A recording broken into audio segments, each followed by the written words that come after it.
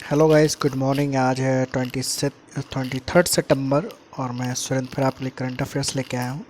कल लोकसभा और राज्यसभा में पास हुए 3 बिलों के बारे में जानकारी थी। आज उसी संबंध फिर से आज हमारा करंट अफेयर्स शुरू होता है, जिसका पहला हमारा क्वेश्चन है। केंद्र सरकार ने 6 फसलों जो कि कल बताया था, अनाज, तिलहन, दलहन, खाद्य तेल, आलू, प्याज पर 21 सितंबर को एमएसपी बढ़ाया है। इसमें गेहूं पर 50 रुपये बढ़ाया गया है, जो पिछले साल 125 रुपये पर क्विंटल था। अब उसमें 50 रुपये यानी कि 1975 रुपये पर क्विंटल कर दिया। इसी के बारे में अन्य फसलों के बारे में जानते हैं, जिस पर सरकार ने अलग अलग एमएसपी बढ़ाया है। जौ में जो पिछले साल 1525 था, उसने 75 रुपये बढ़ाया है, जो कि अब 2020 में 1600 रुपये प्रति क्विंटल होगा। सरसों में जो पिछले साल 4425 रुपये था, उसमें 225 रुपये की बढ़ोतरी की है, जो अब 4650 पर क्विंटल हो जाएगा। चना 4875 क्विंटल पहले था, जिसमें 225 रुपये बढ़ाए गए हैं और अब ये 5100 पर क्विंटल हो जाएगा।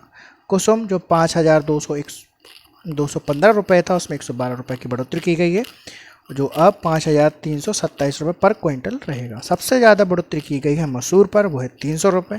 जो पिछले साल 4800 रुपये पर क्विंटल था, वो इस बार 5100 पर क्विंटल रहेगा। अब बात आती है एमएसपी क्या है। ये एक मिनिमम सपोर्ट प्राइस है। इसके बारे में लोग जानते हैं कि जब भारत आज़ाद हो गया था, तो इस समय भारत गरीबी की मार से जूझ रहा था और गेहूं को ज़्यादा से ज़्यादा पैदावार करने के लिए हरित क्रांति लाई गई थी। उसी में इनको एमएसपी को जोड़ा गया। एमएसपी मतलब होता है कि सरकार द्वारा एक निश्चित मूल्य रख दिया जाता है, बाजार में वो कितने भी रुपए में बिके, लेकिन सरकार किसानों को जो सरकार ने मूल्य निर्धारित किया उतना दिया। कहने का मतलब ये है, अगर गेहूँ बाजार में 500 रुपये क्विंटल बिकता है और सरकार ने उसका मूल्य 1000 रुपये पर क्विंटल निर्धारित किया है, तो सरकार उसको 1000 रुपये ही किसान को देगी। इसी में ये 1964 में इसी एमएसपी से संबंधित भारतीय खाद्य निगम की स्थापना हुई थी, जो गेहूं के एमएसपी के लिए किया गया था। बाद में एग्रीकल्चर प्राइस कमीशन की भी स्थापना की गई थी 1965 में। नेक्स्ट क्वेश्चन, 21 सितंबर को कृषि विधेयक पर चर्चा के दौरान हंगामे की वजह से राज्यसभा के दौरान सभापति वेंकैया नायडू ने 8 सांसदों को निलंबित किया। ये इसलिए किया है क्योंकि एक तो संसद में इस 3 बिलों के लिए चर्चा चल रही है, हंगामा चल रहा है, राज्यों में हंगामा चल रहा है, सबसे ज़्यादा पंजाब में चल रहा है। और दूसरी, इन बिलों पे चर्चा होते समय सांसदों ने थोड़ी और बातों पे हंगामा किया, जिसमें हंगामे के कारण 2 बातें बताई गई। जैसे सांसदों ने कहा था समय बढ़ाया जाए, और दूसरा बिल पास कराने के लिए विपक्षी दलों ने वोटिंग की मांग की थी, जो कि वॉइस ऑफ वोट पे के आधार पर विधेयक को पारित किया गया था। जिसमें 8 विधायक हैं, वो हैं कि तृणमूल सरकार कांग्रेस के टैरेक ओब्रायन, डोसा सेन, राजीव सातव कांग्रेस के हैं, रिपुन कोरा, सैयद नसीर हुसैन माकपा के हैं, के रागेश ई करीम और आपके हैं संजय सिंह। नेक्स्ट क्वेश्चन है, राष्ट्रीय रक्षा विश्वविद्यालय विधेयक 2020 के तहत गांधीनगर जो गुजरात में है स्थित किस विद्यालय को राष्ट्रीय रक्षा विधिनियम के रूप में अपग्रेड किया जाएगा? रक्षा शक्ति विश्वविद्यालय। यह बिल लोकसभा में पारित हुआ है। लोकसभा के बारे में थोड़ा जानते हैं। लोकसभा एक निचला सदन होता है, जो सबसे लोकप्रिय सदन है। इसका कार्यकाल 5 वर्ष का होता है, जिसमें सदस्य 552 होते हैं और इसका गठन अनुच्छेद 81 के तहत किया गया है, जिसके वर्तमान अध्यक्ष ओम बिरला जी हैं। चर्चा के विषय में रही सब लेफ्टिनेंट कुमुदिनी त्यागी और सब लेफ्टिनेंट रिति सिंह, ये चर्चा में की हुई है। ये भारतीय इतिहास, नौसेना के विमान इतिहास में पहली बार हुआ है जहाँ पर 2 महिला अधिकारियों को हेलीकॉप्टर स्ट्रीम में ऑब्जर्वर के रूप के पद में शामिल किया गया है। इन महिला अधिकारियों को युद्धपोत से संचालित होने वाली महिला लड़ाकू विमान में तैनात किया जाएगा। इसी के साथ अगर जो अभी राफेल आया है, उसमें भी बात चल रही है। राफेल में भी एक महिला अधिकारी को फाइटर प्लेन चलाएंगे, जिनकी अभी ट्रेनिंग चल रही है।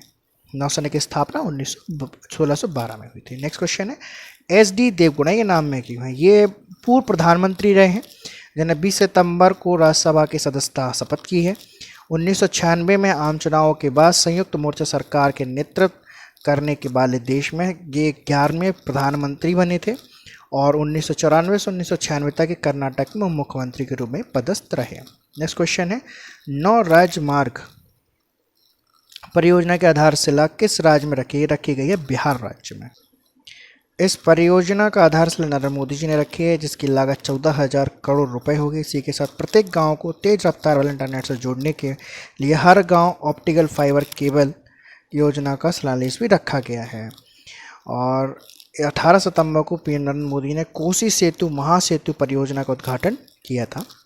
बिहार के सीएम है नीतीश कुमार और यहाँ के राज्यपाल हैं फागू चौहान। हमारा नेक्स्ट क्वेश्चन है, इंडिया हैप्पीनेस रिपोर्ट 2020 के अनुसार समग्र खुशहाली रैंकिंग में कौन सा राज्य सबसे पहले स्थान पर? ये रहा है मिजोरम। और इसकी ये रिपोर्ट कौन जारी करता है MDI मैनेजमेंट डेवलपमेंट इंस्टीट्यूट, जिसके अध्यक्ष हैं राजेश के फिलियानी। नेक्स्ट क्वेश्चन है हमारा कि 21 सितंबर को इंटरनेशनल डे ऑफ पीस मनाया जाता है, जिसकी थीम थी शेपिंग पीस टुगेदर। इसके विशेष अवसर पर सफ़ेद कबूतर को उड़ाया जाता है और ये यूनाइटेड नेशन ने 1981 से तय किया मनाना, और ये 1982 से लगातार प्रत्येक वर्ष मनाया जा रहा है। हमारा लास्ट क्वेश्चन है, वर्ल्ड एल्जाइमर डे ये 21 सितंबर को मनाया जाता है। ये मस्तिष्क से जुड़ी एक बीमारी है जिसमें व्यक्ति धीरे धीरे अपनी याददाश्त खोने लगता है। यह अधिकतर बुढ़ापे में होता है। इसको शुरुआत मनाने की शुरुआत 1994 के एडनबर्ग ने 10वीं वर्षगांठ के अवसर पर किया था और इसका उद्देश्य है लेट्स टॉक अबाउट डेमेटिया। हमारा करंट अफेयर कैसा लगा हमें जरूर बताएं। धन्यवाद।